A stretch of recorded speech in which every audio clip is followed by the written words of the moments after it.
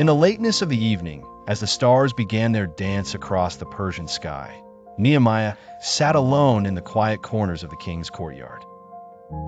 His heart was heavy, as though Jerusalem itself had settled within his chest, her rubble and ruin buried beneath his ribs. Small sounds filled the night. Distant music rose, a flute, a lyre, whispering in concert with the rustling leaves overhead. Yet, amidst this symphony of quiet life, the walls of Jerusalem cried louder. Nehemiah, once a mere cupbearer, was now spun in webs of intricate destiny. His feet tread a path upon which history itself leaned, the path of rebuilding. Jerusalem needed her walls. What city or life could flourish without protection? His hands trembled as they reached for the belief that this was a task he could undertake. It began, as many great things do, with a simple heartache. News had reached his ears, how enemies had sneered and snapped, how disrepair had become a testimony to defeat. It was unbearable. In prayer, he knelt, whispering to the heavens his plea, "Let thy servant prosper this day." Days twirled into nights, and strategy formed within Nehemiah's spirit like the gentle weaving of thread, the strength of much within a span so slight. He observed the king's demeanor, his gestures, until courage and conviction settled within him like a shield.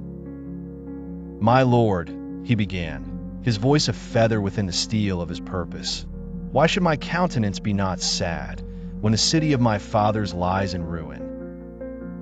Perhaps it was destined, perhaps fate smiled with serendipity, but the king's favor shone like a beacon upon Nehemiah that day.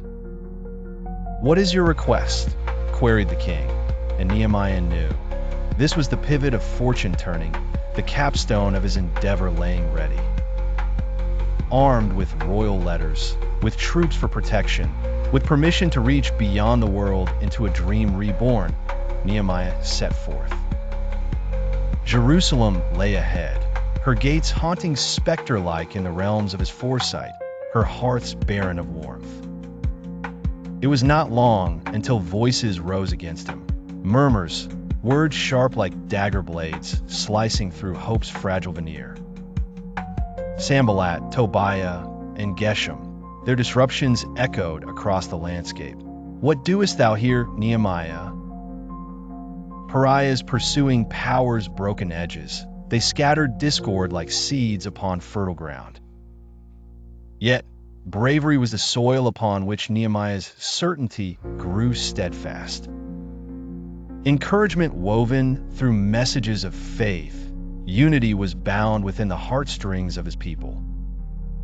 "Tonight we build," he whispered, "and tomorrow beyond shall rise new strength." A scene unfolded, a tapestry ruffled by elements yet unyielding. Families stood gathered, hands clasping tools of salvation, their footprints weaving paths of purpose within fixing mortar. Trowel held tight, sore by their side, they marveled at hope's enduring glow. Each brick laid was more than massed stone, each touch more than flesh meeting form. Divide's trauma snarled, lingered, yet Nehemiah spoke. "We stand not divided," he said, "but united as one breath. Jerusalem's light shall burn eternal." Upon the 52nd day, it came to pass, a wall completed, born not of mere labor, but fire from faith's furnace. Against a sky rimmed with twilight's hues, Jerusalem exhaled her relief, a fortress reclaimed, a promise kept. Nehemiah's eyes met city's horizon, a landscape neither barren nor silent, but singing softly the notes of restored sanctuary. Don't forget to like and subscribe so you never miss our next awesome adventure. See you in the next video.